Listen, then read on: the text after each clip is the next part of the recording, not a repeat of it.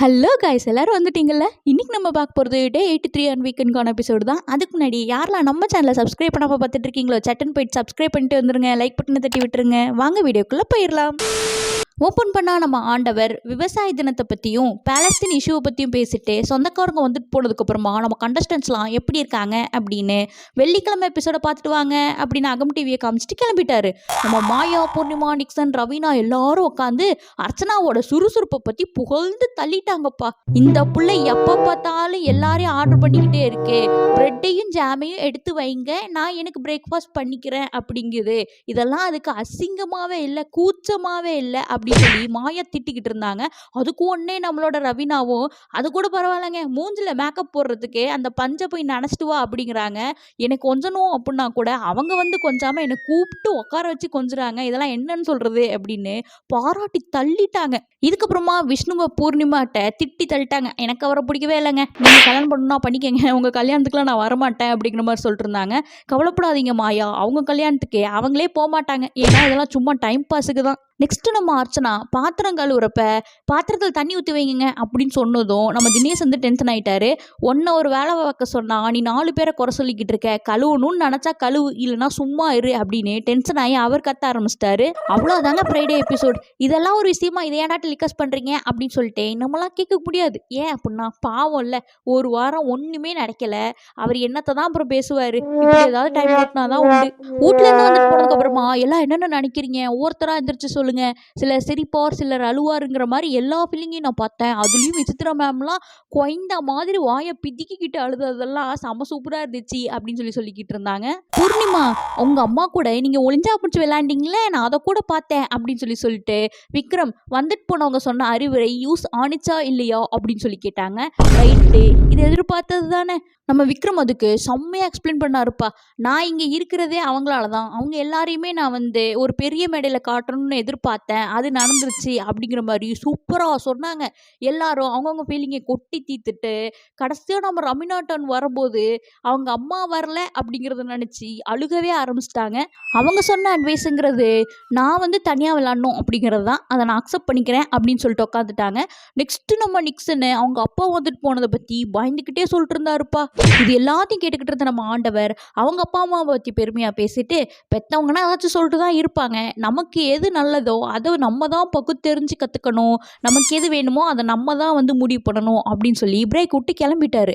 திரும்பி வந்துட்டு ஐயோ இன்னும் அரை எபிசோட ஓட்டணுமே அப்படின்னு கேட்ட கேள்வியை திரும்பி வேற மாதிரி கேட்டாரு.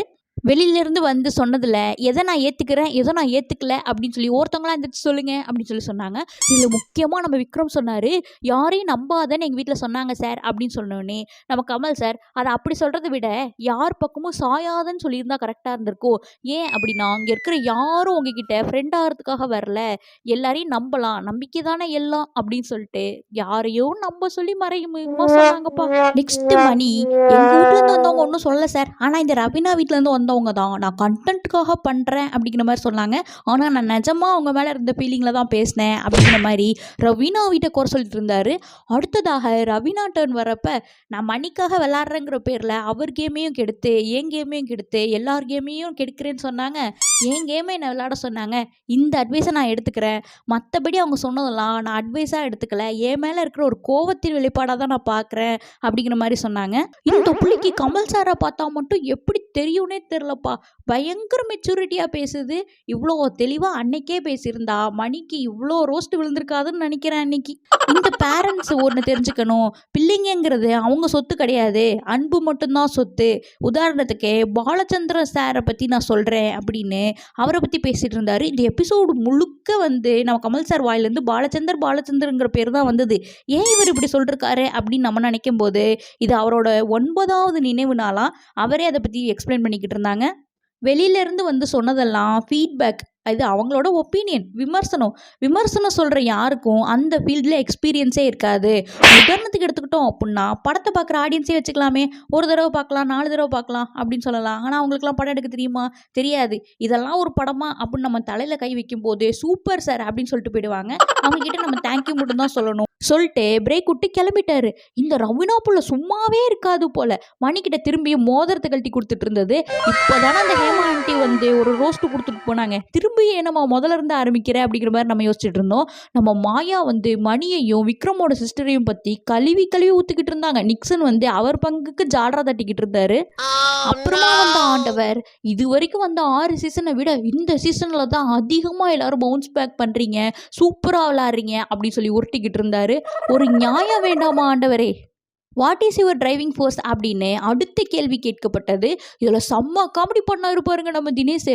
அவர்கிட்ட பேகேஜே இல்லையாமா. இந்த வீட்டில் இருக்கிறதுலேயே அதிக பேகேஜ் வச்சுக்கிற ஆள் யாரு அப்படின்னா அது நம்ம தினேஷ் மட்டும்தான். அவர் வந்த அன்னைக்கு யாராவது ஏதாவது சொல்லியிருப்பாங்களே, அதை இப்போ கேட்டால் கூட சொல்லி காமிப்பாரு. அதுலேயும் நம்ம விச்சு மம்மி அர்ச்சனா மேலெல்லாம் இவருக்கு வேற லெவல் வன்மம் இருக்கும் அப்படின்னு தான் சொல்லணும்.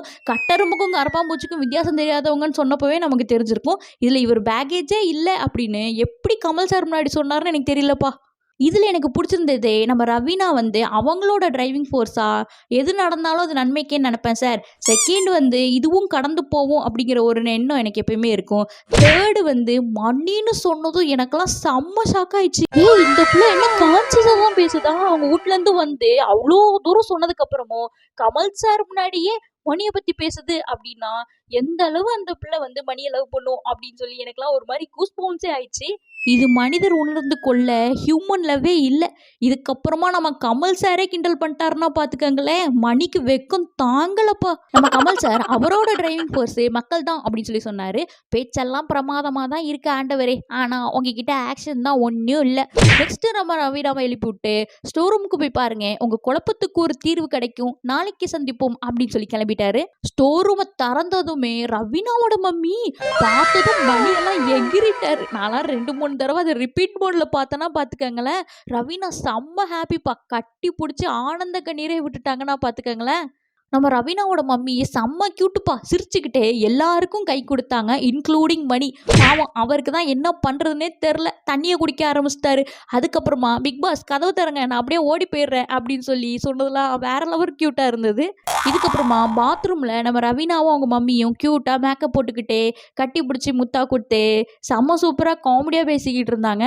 வெளியில் மணிக்கிட்ட வந்தும் பேசினாங்க. சாக்லேட்லாம் ரவீனா மம்மி கொடுத்தாங்கன்னா பார்த்துக்கங்களேன்.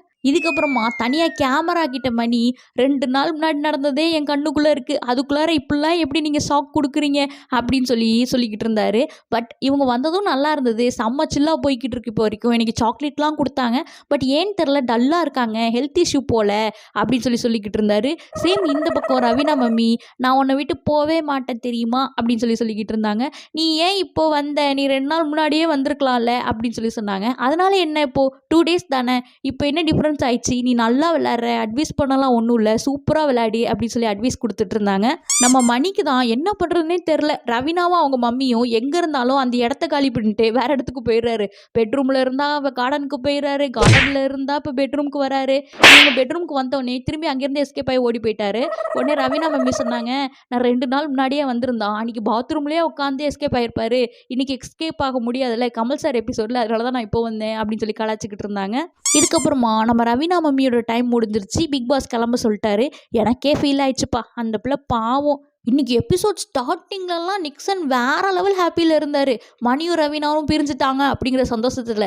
பட் நம்ம ரவீனா மம்மி வந்ததுக்கப்புறமா நிக்சன் மூஞ்சே தொங்கி போச்சுப்பா. இதுக்கப்புறம் இவங்களை யாராலும் பிரிக்க முடியாது அப்படிங்கிற ஸ்டேட்டுக்கு போயிட்டாங்க 2 பேரும். அவ்வளோதான் இன்னைக்கான பிக் பாஸ் எபிசோட். இந்த மாதிரி பிக் பாஸ் அப்டேட் உங்களுக்கு பிடிக்கும் அப்படின்னு நினச்சிங்கன்னா மறக்காமல் நம்ம சேனலை சப்ஸ்கிரைப் பண்ணி வச்சுருங்க, லைக் பட்டனை தட்டி விட்டுருங்க. உங்களோட கருத்துக்களை கீழே கமெண்ட் பண்ணுங்கள். Thank you, tata, bye by.